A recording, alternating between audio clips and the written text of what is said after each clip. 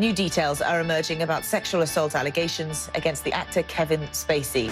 Si vous suivez les infos américaines, vous savez que l'acteur oscarisé Kevin Spacey a été inculpé pour attentat à la pudeur suite à des accusations d'agression sexuelle.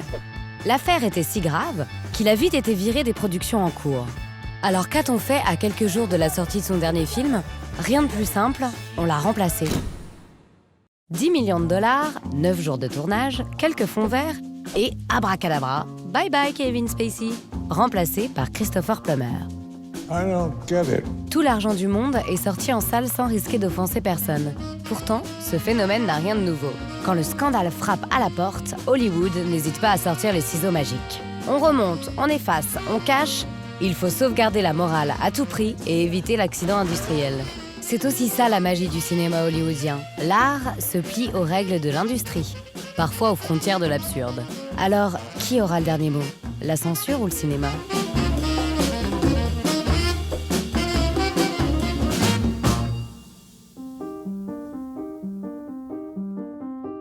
Ça, c'est Illusion fantasmagorique, réalisé en 1898 par Georges Méliès.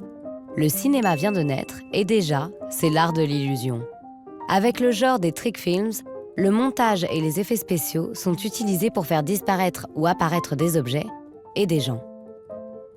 Mais ces outils vont se retourner contre leurs créateurs. La censure y voit bien vite le moyen d'éviter le scandale. En 1930, les grands studios de Hollywood créent leur code de conduite pour s'éviter les foudres de l'Amérique conservatrice. C'est le code Hays, rédigé par ce sénateur enthousiaste. It states the considerations which good taste and community value make necessary in this universal form of entertainment. Traduction, pas de sexe, pas de violence, pas de drogue, pas de blasphème, et gare aux gorilles libidineux.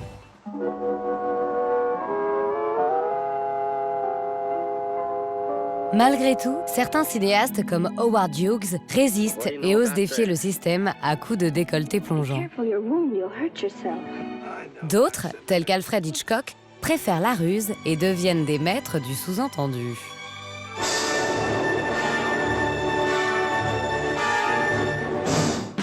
Mais les artistes, comme le public, commencent à en avoir marre d'être infantilisés. En 1966, la Libération des mœurs signe la fin du code Hays. Pourtant, les censeurs n'ont pas dit leur dernier mot. Face au déferlement de sexe et de violence, ils vont trouver de nouvelles armes pour mener leur croisade. Avec l'apparition des effets spéciaux numériques, tous les coups sont permis. Yeah? You've just been erased. En 1995, Showgirls de Paul Verhoeven choque l'Amérique. Alors quand il passe à la télé, certaines chaînes rhabillent les stripteaseuses de Las Vegas. Et tant pis si les soutiens-gorge digitaux tiennent mal, tant pis surtout si le film perd tout son sens.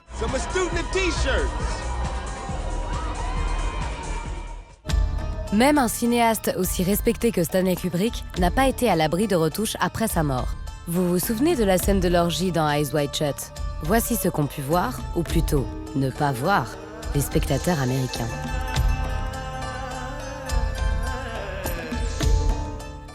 L'histoire se répète. Plus les outils s'affûtent, plus la censure coupe profond. Elle remonte alors sans vergogne les films. Are you shitting me? On vire les clopes des vieux cartoons pour enfants, on efface les allusions racistes à la télévision, et l'effacement est devenu une pratique tellement banale que les cinéastes s'en chargent eux-mêmes. En 2002, en plein débat sur les armes à feu aux États-Unis, Steven Spielberg a fait disparaître les flingues dans l'édition DVD de E.T., 20 ans après sa sortie en salle.